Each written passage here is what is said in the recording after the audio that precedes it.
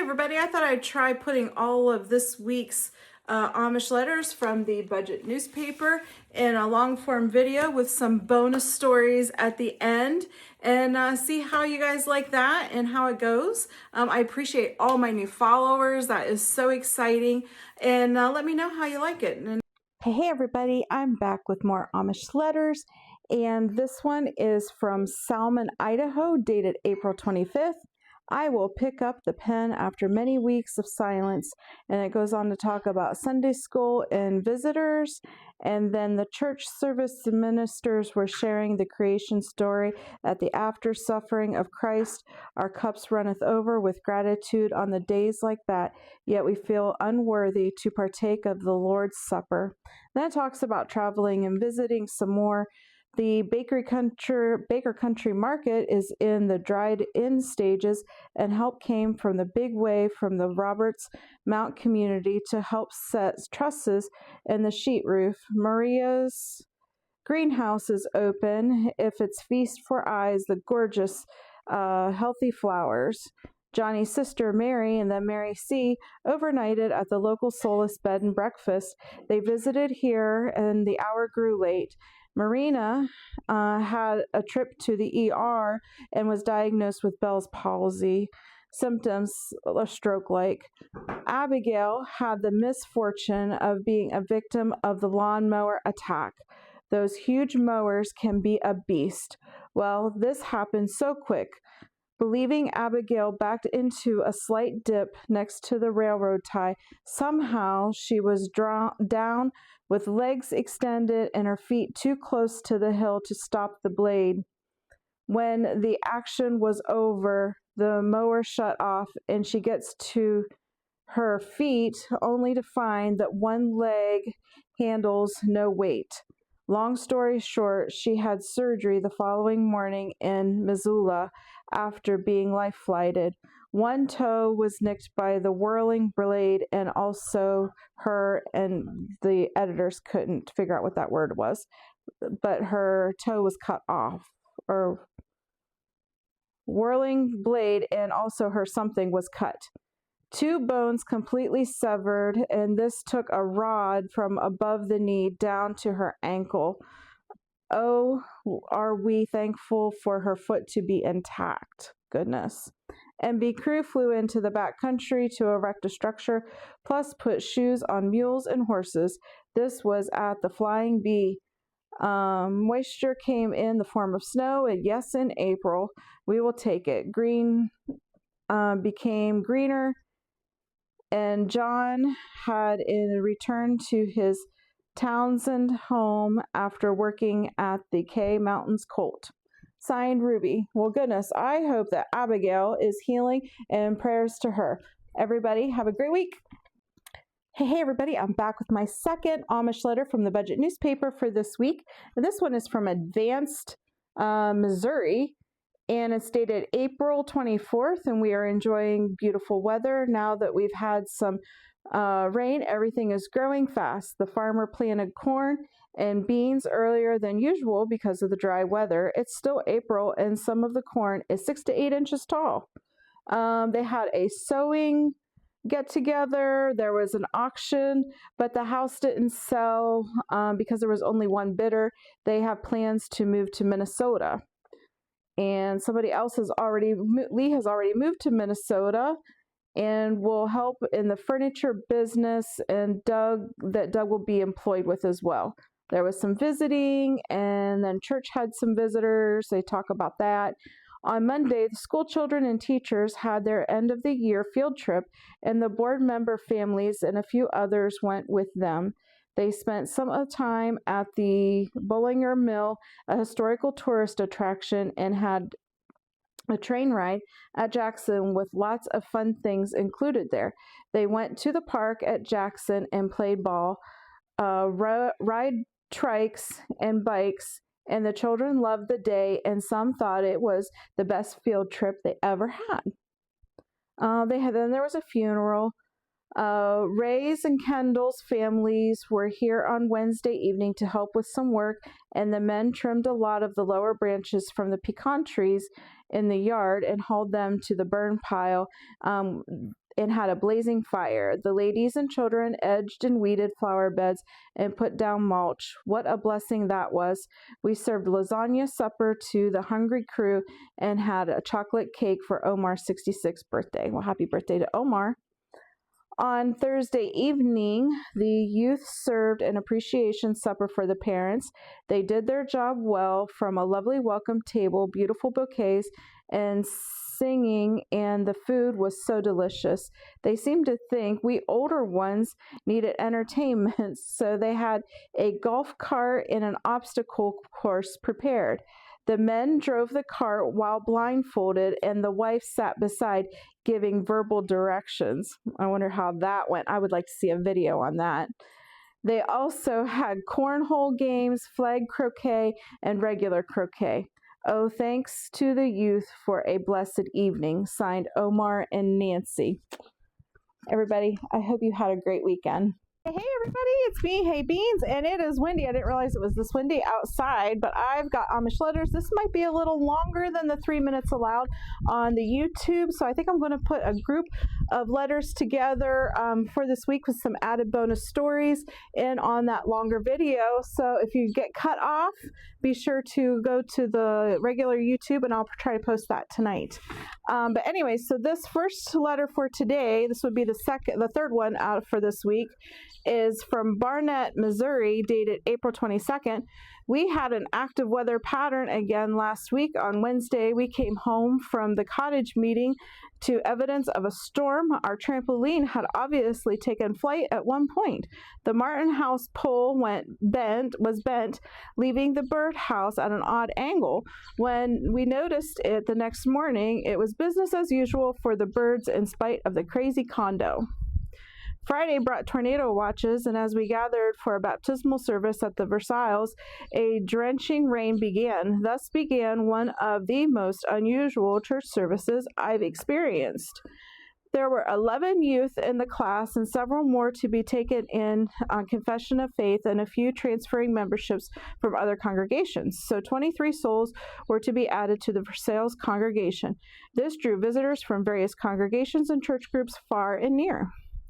Fred of British Columbia preached, and as the service progressed, the building muffled the rain and thunder, but those of us sitting near the back were aware of increasing unease. Ooh, it's getting windy here too.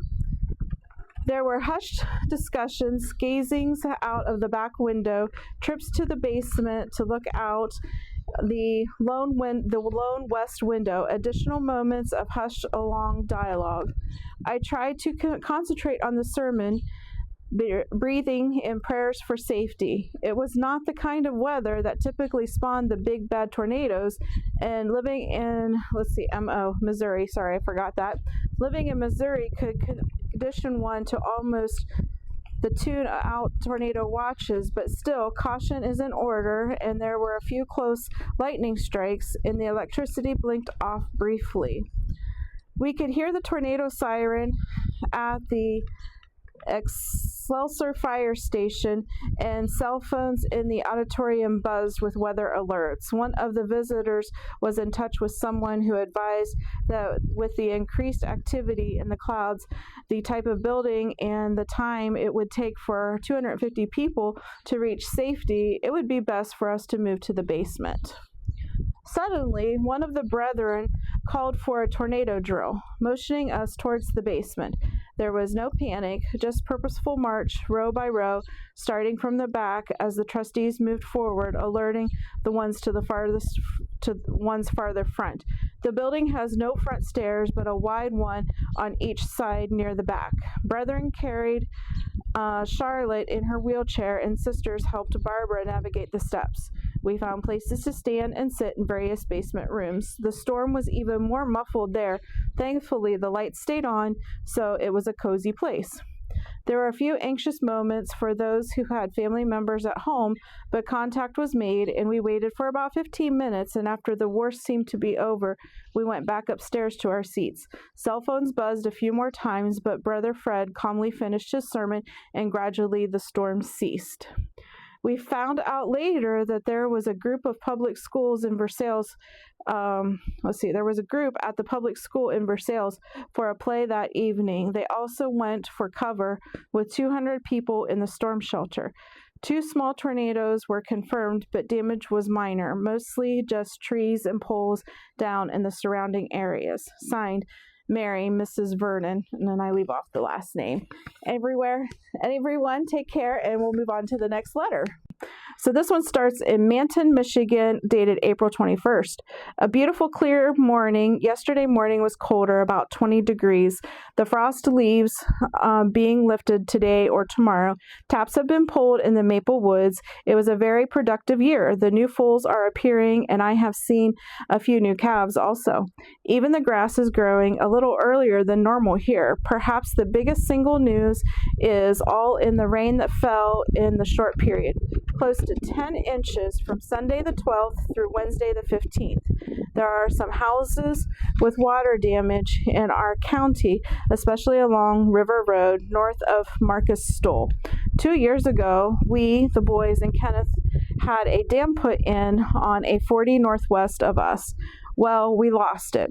After many hours spent working in the wet mud, shoring it up, patching seeps, and etc., the dam still washed out. This was particularly due to a faulty culvert.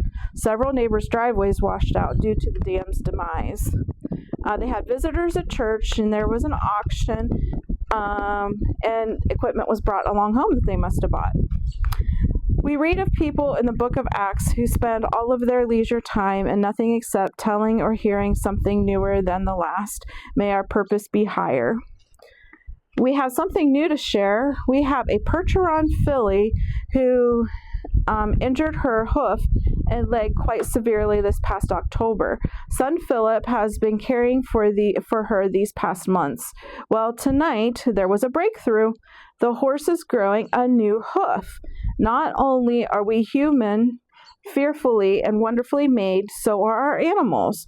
Philip was thinning away the old hoof, and finally he realized what he was seeing. He had been reading quite a bit in John Kime's new book, and he was feeding this mare a concoction of red pepper, vinegar, garlic, and homemade gelatin made from pig's feet. Patience, faith, persistence, exposure, and other experiences, all these are so valuable. Once before we experienced something like this, Willie the bantam rooster had most of his skin removed from his stomach, so Edwin used B&W, I think that's an ointment, but I'm not sure, and that rooster grew its new skin. On the farm, we have been getting out composted manure, and after years of dragging did I say that there was a new hoof? I must have read that. Yeah. The Percheron filly had a new hoof wall, so that was pretty amazing. Sorry, my mind went whoop and it left. Okay, on to this last paragraph.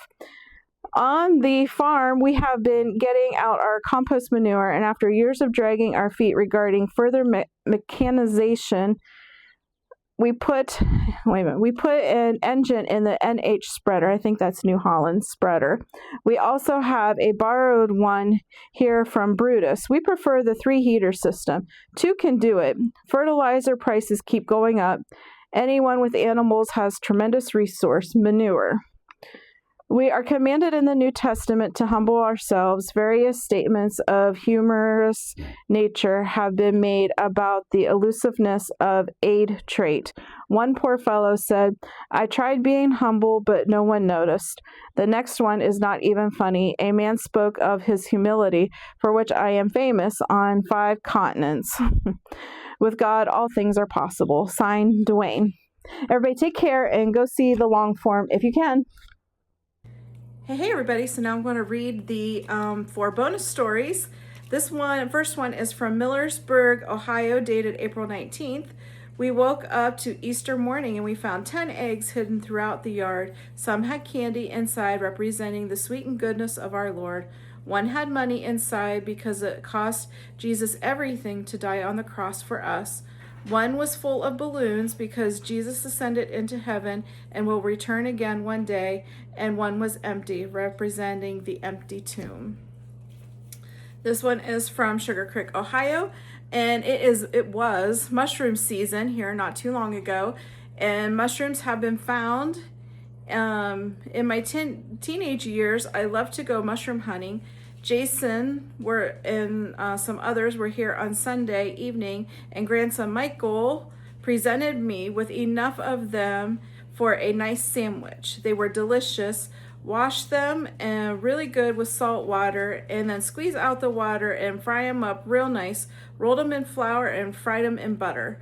And before I get this letter finished, a chirp from the Baltimore Oriole was heard. Upon checking, there he was, feasting on the jelly. Nature is amazing. Sister Anna had her first Oriole on April 21st. Sister Fanny had her first one this morning, and our first one was tonight, April 22nd. So Oriole sightings must be a big thing.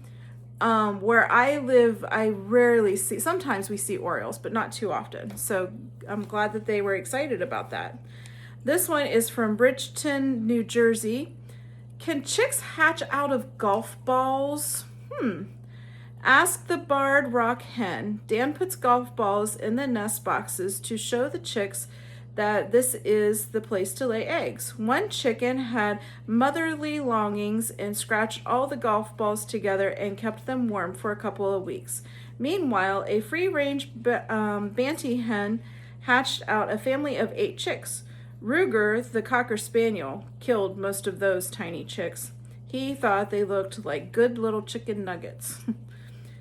Laramie found one lonely chick in the garage, and the mother had fled. He brought the chick into the house, intending to reunite it with its mother when she comes around.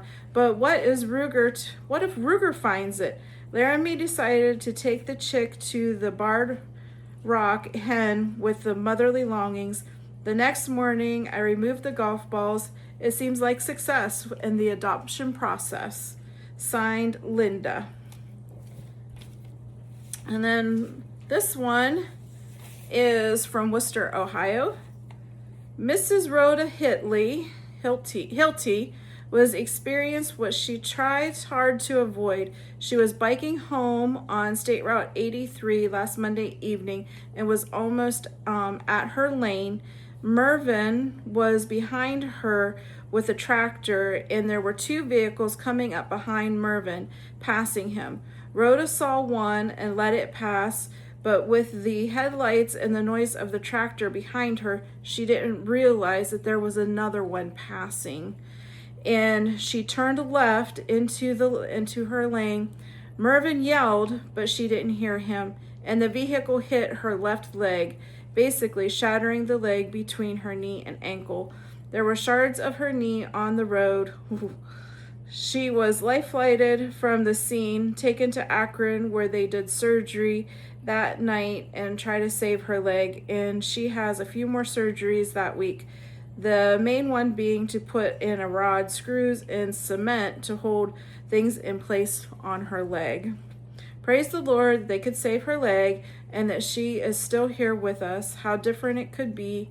Her leg was, how different it could have been. Her other leg has road burns, and they dress it with B&W. There's that B&W ointment again. I'm going to have to check into that. And burdock. I'm not sure what that one is. Her head also hit the road hard, but she has no head injuries and a good testimony for wearing her helmet. So I'm glad she was wearing a helmet. Those left turns are really scary and dangerous, and we have lots of accidents in our area with folks on the e-bikes trying to make a left turn. This last one is like a little saying, and I love little sayings and words of wisdom. 'Tis rainy morning for wedding. Happy is the bride that the rain falls on is probably an old wives' tale, but I think it may have some truth to it. The bride who can be happy when it rains on her wedding day has learned that if it's not the weather that sets one's mood in life, she will find joy in life despite disappointing circumstances. Signed, Reba, and that was from Columbia, Ohio. Hey everybody, I really enjoyed telling you these stories, and I hope you have a good rest of your week.